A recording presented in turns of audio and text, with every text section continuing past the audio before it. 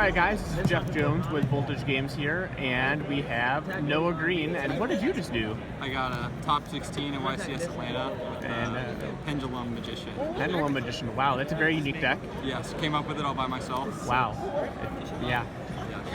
Alright, let's see what you got. So for my first deck, I played 3 Wisdom Eye. Wow, that's a real good one. I heard some people that do not like that card. Yeah, most people who saw this in my deck asked me why it was there. Sure. I didn't really know how to answer it, but yeah, I played 3. Oh, wow. 3 Harmonizing. Is 3 Purple Poison. This is the best card in the deck. It outs Anti-Spell. It outs the Pendulum board. You just kind of normal summon and attack. Oh, attacking. Attacking is good. Attacking is pretty good. 2 Black Bang. This maybe could have been 3. I think this card's actually really good. Dead. Yeah, you just get to do a bunch of stuff. I played 1 of this. Definitely should have played 2. Yeah, definitely should have played 2 of that one. Yeah, I'm a little slow. For the only good card in the deck, I played 3 Astrocraft. If you draw this, you win. If you don't, you gotta try. Not a good try, huh? Yeah. What does trying look like? So I played 3 Chronograph. He's like Astrocraft that doesn't search. Wowee. Yeah, real good. Played 1 Time Star. This is for Mirror Force. This is for Shrink. Yeah, those are good ones. So, what color are those guys? Everything got silent. I gave him 5 minutes to say something. He's definitely blue. I guess he's black. So the blue and black guys? Yeah, blue and black guys. All right. I played, oh, this is also the only good card in the deck. Dark Worm, and then the best card in the deck, Kate. So, why is it the best card in the deck? Well, this is the best card in the deck because it searches the best card in the deck. Oh, good. But really, you just need like +1s in your deck. It's like, it just scales. Like, I used the effect in the scale a lot this weekend. None of my opponents did, when they definitely should have. But, and did you activate it while you controlled a monster? I did not. Oh, okay. Just have to make sure. Moving on. Oh, but also, some people asked, you play 2 of this, because you obviously have to pop it and then get another copy with Astrograph, and then it helps you make the absolute. And when you pin call, it's really important because you need to have a scale that you can pop with the Electromite and then search again with Astrograph. So playing 2 of this matters. That's a very good explanation. Then I played 3 Ash Blossom and 3 Ghost Ogre. So a lot of people complained about Ash Blossom not being very good because it is not very strong against pendulums. How did you feel this weekend about Ash Blossom? A lot of people were playing 3 Pin Call, which I think made Ash Blossom a lot better. And the other thing I noticed was almost all of my mirrors were all playing the Mythical Beast, including like Basilisk.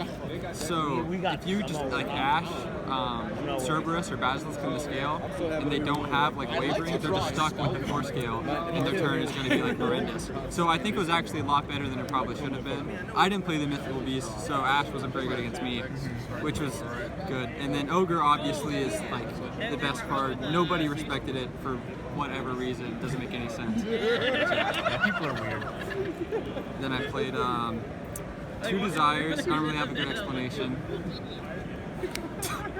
Don't really have a good explanation. 2. It's really just not good going first, and then you also just couldn't afford to draw multiples anyway. But I did want to have it in my main deck somewhere. I mean, the top cut was over half Pendulum Magician, the field was mostly Pendulum, so I think it's definitely warranting the spot in the main deck. But I just couldn't bring myself to play it at 3. Played this card. Wasn't very good. This is the best card in my deck. And then these cards were really, really good.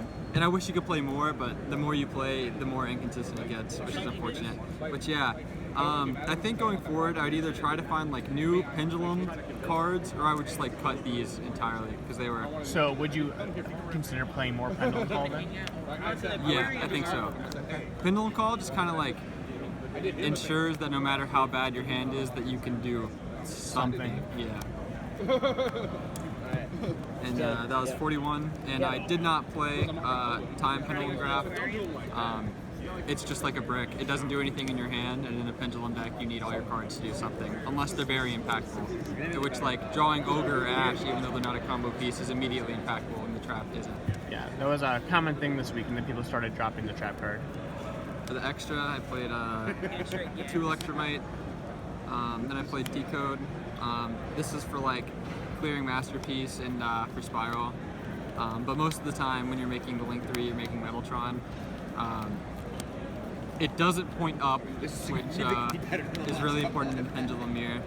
And then he adds a card from Grave or Extra Deck hand when the Extra Deck monster he points to is destroyed. So, those are the 4 links. Then I played Baguska. I summoned this card once or twice. Once against like an ABC guy who just, I guess, forgot it existed. And then another when I had like Brick. But this card really isn't as good as I think a lot of people think it is.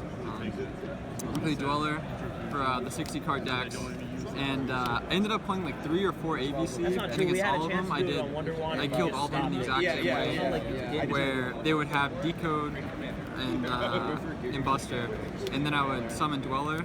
And then I would summon Supreme King Clearwing, and that's how I beat all of my ABC cards. I just attacked so for people who might misunderstand, you can summon Dweller in front of the Decode Talker, because it points towards you, and then you can summon Clearwing to pop everything, and they won't get any of their effects from the pieces. And then you can just attack for game most of the time. And then I played Time Star Magician. I made this card a lot, and a bunch of people were asking me how many times I made it, but they didn't play it, which doesn't make any sense to me. This card's really, really good. Yeah, and for a lot of hands where you make Electromite after you Pendulum Summon, I think this card's really important, because you'll end with like 1 level 7 and 2 level 4s after you Electromite, so then you'll Time Star to get an Astrograph from your deck to hand, and then you'll make Absolute, and then you'll make Metaltron to get more. You can't play it now. I played Tornado Dragon. This card's really good. I played Naruto. I didn't summon this once, but it was only because I didn't play a second Oak Dragon. So if I made this, then I just wouldn't have Oak Dragon for the rest of the game, which most of the time wasn't something that I was willing to do. Then I played Absolute. I played Omega. I really didn't summon this that much. It's only when you get like hand trapped or like very specific situations. An Ignister, yeah, this card was really good. I played the Vortex, and then I played the 1 Starving Venom. It's just like, there's obviously very like niche situations. You can copy like Purgatrio. They're just like random things you can copy in the format that are really good, especially with so many decks. And then it's just like an Electromite with 1,000 more attack that makes your stuff pierce. So you end up summoning a lot. That's 15 extra, and then for the side, I sided 3 Sphere mode. This is for the mirror. Did you ever get it on? I drew it twice, and both times I did, I had another hand trap, so their board wasn't good. And then I drew Pin Call to get rid of it. So it wasn't very good in combination with the hand traps. But like if I didn't draw a hand trap, you'd want to have it. It's very weird. I'd have to actually just like do the math on it to figure out where I stand with it, because I don't want to base it just on my experience. But there's not much they can do to play around besides making Omega. And even then, a lot of people don't see that far ahead to only lead 2 monsters in the board. Then I sided 3 Droll. This card was really, really good for me. I was siding it going second in the mirror versus like True Draco. But yeah, it definitely like overperformed. Almost everyone I used it on just ended up doing little to nothing, maybe like 1 trap. 3 Chaos Hunter, this is for Trickstar, Invokes, all the Lightsworn decks, and ABC. But yeah, it's really, really good, obviously because it's a hand trap, but you can also just like against Invoked or ABC, just Pendulum Summon it going second, because it's a level 7. And it's the same thing against Lightsworn, because they always leave the Snow and Grave, and that's usually one of their only traps. And they wait until you Pendulum Summon to Snow, so when you Pendulum Summon, you just summon Chaos Hunter, and then you can almost always kill him. Yeah. And then I played 3 Cosmic for Anti-Spell, and 3 Barrier for Pendulum Monsters. Alright, so that's it. Anything else you want to say? Yeah, shout out to Max for building this deck with me. Shout out to Jeff behind the camera. Shout out to Voltage. Shout out to Trickstar Reincarnation. And that's it. Alright, thanks.